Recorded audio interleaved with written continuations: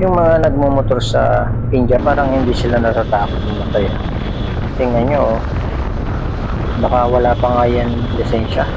Yung dala lang yan, konsensya. Yan, tingnan mo, no? Nakanguso na, lumusot pa rin. Wala rin talagang chip pin sa kanila, no? Ito rin, no?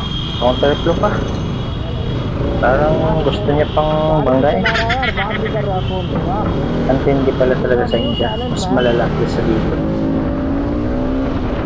Mga kamote rider din pala din, no? Oh. Pa-easy-easy din.